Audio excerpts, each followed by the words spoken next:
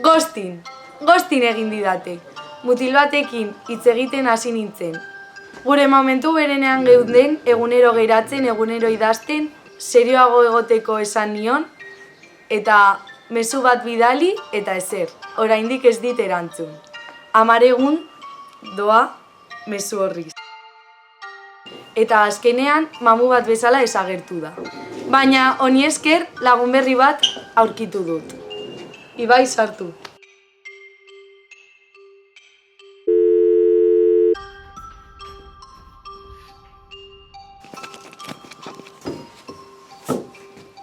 Institutoa, liburuak, azterketak, notak, zer rollo ez. Hemen ere harremanak ere gertatzen dira gure artean. Salseoak daude, musuak daude, eta ikusi nahi baldin baduzue, zatozten nirekin. Begira, etorri.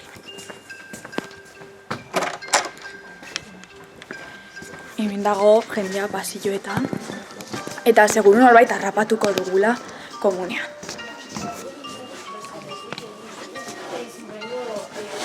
A ver, hemen inor, eta hemen.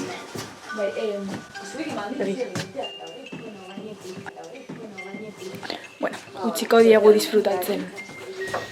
Hemen ikusten duzuenez, institutuan ere gure arteko harremanak gertatzen dira, jasan dizuet, lehen.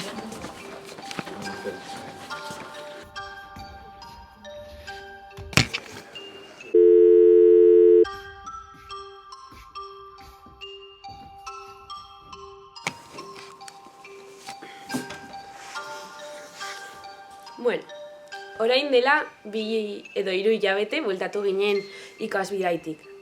Eta oraindik jarraitzen dute hitz egiten gure artean egon ziren harremanei buruz. Baina ez dakit, harremana hitza erabiltzen dute bakarrik penetrazioari buruz hitz egiteko eta harremanak hori baina askoz gehiago dira. Egia da, beti harremana esaten zutenean irakasleok kondoiak erostea gomendatzen zutela. Baina penetrazioa ez da harremana izateko gauza bakarra. Badakit uste duzuela ni ez niela kaso egin irakasleei. Baina ezki ni harremanak penetrazioa baina gauza asko gehiago bezala ikusten ditut.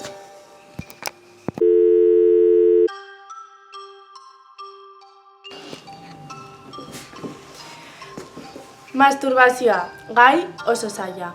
Zeren beti ez da asko hitz egiten gure artean eta pixka bat deserosoa.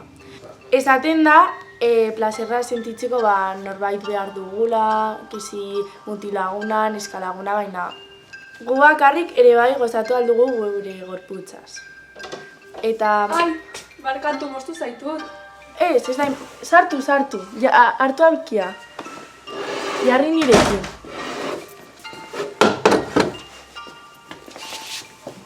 Zertaz ari zara? Masturbazioari buruz hitz egiten ari naiz. Zegai polita eta interesgarria. Bai, pixka bat, deserosoa baina, bueno. Zu, ze uste duzu masturbazioari buruz? Masturbatzen zara eta horrela? Bai, batzutan bai, nire uste ez dugu inor behar gure beharrak betetzeko. Gu bakarrik alditugu bete. Bai, oso ados nago. Baina egia da batzuetan motiak pizka bat astunak direla gau jauekin, Bai, beti kezi paja, kezi guztia dira superastunak, baina bueno. Bai, beti daude berdinaz hitz egiten. Eta entzun duzu jola sexualei buruz? Bai, egia esan bai, asko entzun dut Satisfyeri buruz orain, oso modan daudela, baina ez dut inoiz probatu eta gustatuko litzaidake. Ni ezagutzen ditut asko eta daude mota askotakoak gauza asko egiteko eta oso ongi pasatzeko. Nahi baduzu ezagutzen dut denda bat, non daude mota askotakoak erakusten dizkizu. Bai. Eta zu, noiz erosi zenuen bat.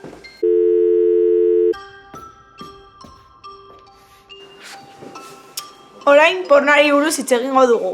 Gaur, institutotik joango gara galdetzen gure ikaskidei ea ikusten duten pornoa eta zer pentsatzen duten pornoari buruz.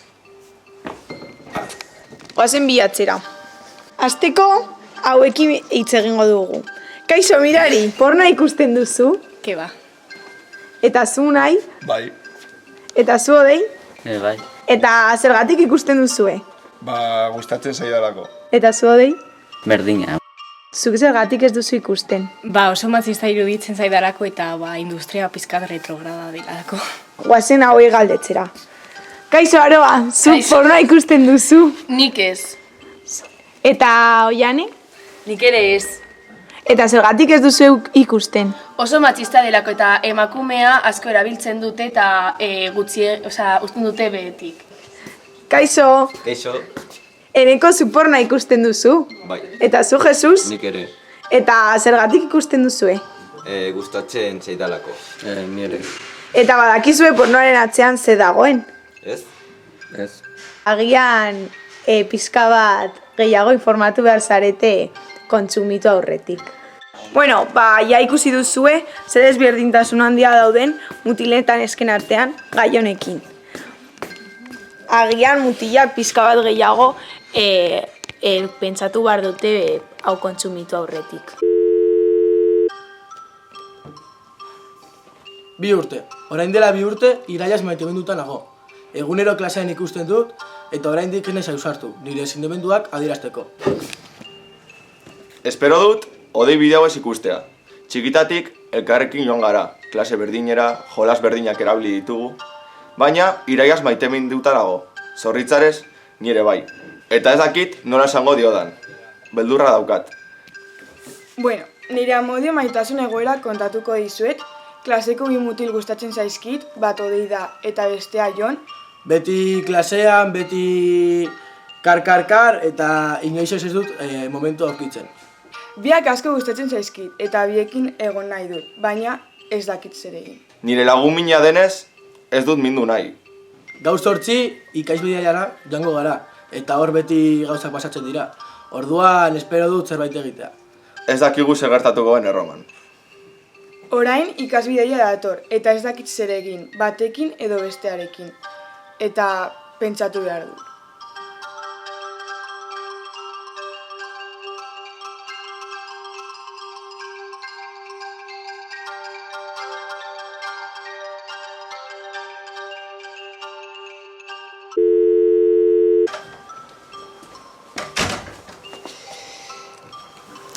Bueno, bateriarik gabe geratu da. Bueno, esan behar dudanarako ez dut kamerarik behar. Grabatu ditugu bideo batzuk gazteen artean konpartitzeko. Pornografia, masturbazioa, sexualitatea, bikote ezberdinak, ghosting eta horrelako gai ezberdinak. Beraz, goza ezazue.